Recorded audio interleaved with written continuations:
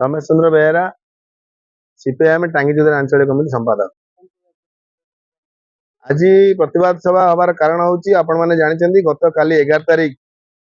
महाकालपड़ा निर्वाचन मंडली रे टिक्चिरी पंचायत चामेली ओझा नाम जो महिला झीटी जो सरपंच होती सी दीर्घ दिन धरी सोशल मीडिया रे भाइराल होता सी किसी असामाजिक व्यक्ति असामाजिक काम को विरोध करुला फल तार पंचायत सबू कम को से अटकई रखुले जहाँफल सी दि तीन जन सरपंच और ब्लॉक रो भाइस चेयरमैन उभय मिसिकिनी ब्लॉक को जाइए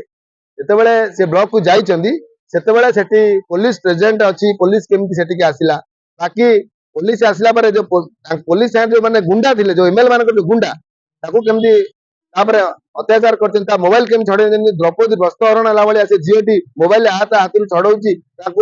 मोबाइल टा छड़े नौ मोबाइल छड़े नवार कौन अधिकार ना पुणी पुलिस सामने पुलिस कौन करूला कहीं चुप रही जड़े महिला पर जो अन्याय अत्याचार होची महिला को जिते माने दुर्व्यवहार करा असामाजिक कथबार्ता करा पुलिस कहीं चुप रहा आम मार्क्सवादी कम्युनिस्ट पार्टी तरफ आज ये सरकार को प्रश्न करुँ दाबी करुँ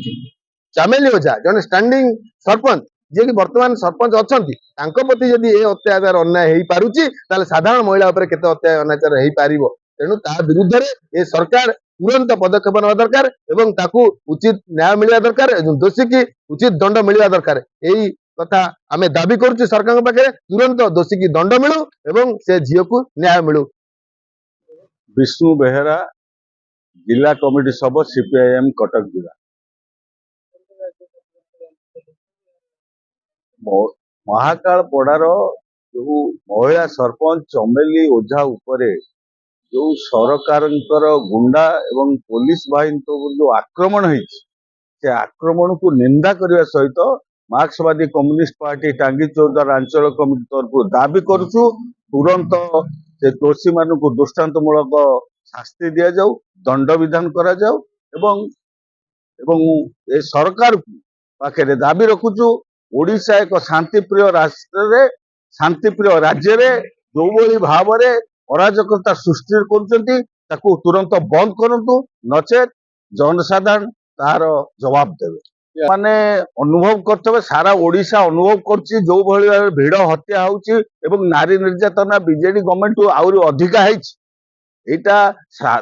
ओडिशावासी अंगेली बहुचंती एवं ए जो 2 वर्ष पूर्ति पालन करचंती खाली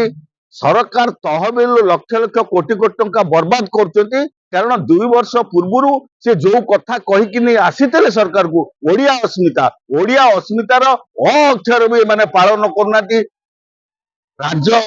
भुवनेश्वर को आरंभ करी गाँ पर्यंत से जो राज्यपाल सिक्यूरिटी को आरंभ करी गाँव महिला सरपंच पर्यंत किभली अराजकता सृष्टि होची ओडिया अस्मिता एठू आपण अनुभव करतबे तो ओडिया अस्मिता कथा कहतु चाषी धान कथा कहतु ए श्रमिक मान कथा कहतु